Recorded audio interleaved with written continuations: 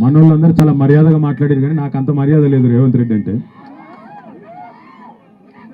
చాలా చాలా మర్యాదగా ముఖ్యమంత్రి గారు రేవంత్ రెడ్డి గారు అని చాలా పెద్ద పెద్ద మాటలు మాట్లాడినరు. మర్యాద ఎవరికి ఇవ్వాలంటే మర్యాద ఉన్నోనికి ఇవ్వాలి. మర్యాద కొద్దిగా మానము సిగ్గు శరము ఉన్నోనికి ఇవ్వాలి. ఈయనకి ఏమీ లేవు. కాబట్టి ఎటువంటి మనిషికి జర వెనకకెళ్ళి నిలబెట్టకూడతాను. మీ ఫోటోలో పిచ్చి పాడుగా నాకు మూసి అంటాడు లేదా హైడ్రా. చేయాల్సింది మూసి సుందరీకరణ కాదు. మూసి గబ్బంతా ముఖ్యమంత్రి నోట్లే వాళ్ళ మంత్రుల నోట్లోనే ఉన్నది. మొదలైతే వాళ్ళ నెత్తుల నిండా గబ్బున్నది. దిక్కుమాలిన మాటలు, దిక్కుమాలిన ఇష్టం వచ్చిన రోత ఉట్టించే మాటలు, మామూలు మనుషులు మాట్లాడే మాటలు కూడా కాదు.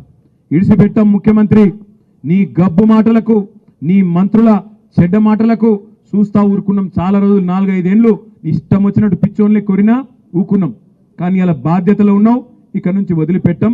ఆల్రెడీ నేను పరువు నష్టం దావా వేసినా. ముఖ్యమంత్రి మీద కూడా తొందరలోనే పరువు నష్టం దావా వేస్తా. ముఖ్యమంత్రి మీద వేస్తా. నా మీద అడ్డగోలుగా మాట్లాడిన మంత్రి గారిని కూడా ఇడిచిపెట్టా. క్షమాపణ చెప్పేదాకా అటు క్రిమినల్ ఇటు సివిల్ డిఫమేషన్ 2 సూట్లు కూడా వేస్తా. వదిలిపెట్టా అనే మాట కూడా నేను విజ్ఞప్తి చేస్తా ఉన్నా. తప్పే చేయనప్పుడు ఎవరిని అయ్యకు కూడా భయపడం. ఏం చేసుకుంటావో చేసుకొని మోడీకే చెప్పినాం ఈ చిట్టినాయుడు ఎంత మనకనే మాట నేను విజ్ఞప్తి చేస్తా ఉన్నా. మోడీకే చెప్పినాం ఏం చేసుకుంటావో చేసుకోపోరా భయ. గీడంతా నాకు అర్థం కాదు. గిందని తోడు ఏదో అడిమారి గుడి దెబ్బలో ఆయన పోయి కూర్చున్నాడు. అలా ఇక ఆవుతలేడు. ఇక ఆడికి నేనెందుకు పొడుగు అయిపోయినా పెద్దోన్న అయిపోయినా కూల కొడతా. మా సవితక్క కట 3 కొడుకులకు 3 బిల్డింగ్లు ఉన్నాయట. యాడునే చెప్పురా భయ్. మేమే దగ్గరుండి కెమెరాలు పెట్టి మేమే కూల కొడతాం. ఫామ్ హౌజులు మా సవితక్క బిడ్డకు కూడా ఉందట. మరిగా అది కూడా చూపెడితే అది కూడా కూల కొడతాం. ఇంకొక మాట అంటున్నాం ముఖ్యమంత్రి గారు, మాట్లాడితే పేరు తీసుకుంటా కూల కొడతా అంటున్నావు. నీ ఇష్టం, మాకు అభ్యంతరం లేదు. కానీ దయచేసి నేను ఒక విజ్ఞప్తి ముఖ్యమంత్రి గారికి చేసేది, రేవంత్ రెడ్డి నీ కళ్ళు చల్లబడతాయి అనుకుంటే మా దగ్గర ఉన్న బిల్డింగ్లకు వాటికో వీటికో కులగొట్టినాకైనా నువ్వు శాంతిస్తావు అనుకుంటే బరాబర్ కులగొట్టు. కానీ ఆడికి బంద్ చేయి. ఆడికి కులగొట్టుడు బంద్ చేయి. పేదోళ్ళ కడుపుల కొట్టుడు బంద్ చేయి. మా ఇల్లు కులగొడితే నీ కడుపు చల్లబడుతుంది అనుకుంటే మా ఈ కులగొట్టు ఆడికి ఆపేయి. పేదవాళ్ళకి మాత్రం కులగొట్టుడు దయచేసి ముట్టుకోకు. ఎందుకంటే ఇవాళ బాధ అనిపిస్తున్నది. ఓదికేమో రైతుల గోస ఇక్కడ ఇట్లున్నది ఊళ్ళల్లో. హైదరాబాద్ పోతేనేమో ఆ మూసికాడికి పోతే పాపం 30 ఏళ్ళు 40 ఏళ్ళు 50 ఏళ్ళకేంచి వాళ్ళని ఇవాళ ఆక్రమణదారులు అంటాడు ఒకడు, కబ్జాదారులు అంటాడు ఒకడు.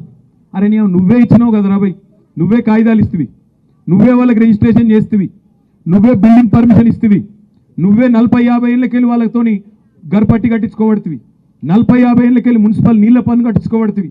అన్ని పైసలు ఇన్ని రోజులు దొబ్బి తిన్నదేమో గవర్నమెంట్. ఇప్పుడేమో వాళ్ళు పేదవాళ్ళందరినీ పట్టుకొని ఇగో వీళ్ళు గరీబ్ గాళ్ళు, వీళ్ళకి ఏ దిక్కు లేదు, బుల్డోజర్ పంపిస్తా, కులగొడతా, వీళ్ళు కబ్జాకోరులు అది ఇదని మాట్లాడుతూ ఉన్నాడు. నేను అడుగుతా ఉన్నా రేవంత్ రెడ్డి, మోదాలు నిజంగానే నీకు చిత్తశుద్ధి ఉంటే రెడ్డికుంటలో, కొడంగల్లోని రెడ్డికుంటలో ఎక్కడనైతే నీ సొంత ఇల్లుందో అది కూడా కుంటలనే ఉంది, దమ్ముంటే దాన్ని గూలగొట్టి పేదవాళ్ళ మీదకి రా అని చెప్పి నేను సవాల్ చేస్తా ఉన్నా. మీ అన్నగారు తిరుపతి రెడ్డి, ఆయన ఇల్లు దుర్గం చెరువు FTL ఉంది, మూలాలు దాన్ని గూలగొట్టు. దమ్ముంటే గివి గూలగొట్టు.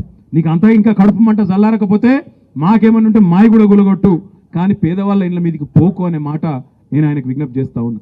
నీకు పైసలు కావాలి, కమిషన్లు కావాలి, రాహుల్ గాంధీకి పంపాలి, కుర్చీ కాపాడుకోవాలి. మాకు నీ బాధ అర్థమవుతుంది.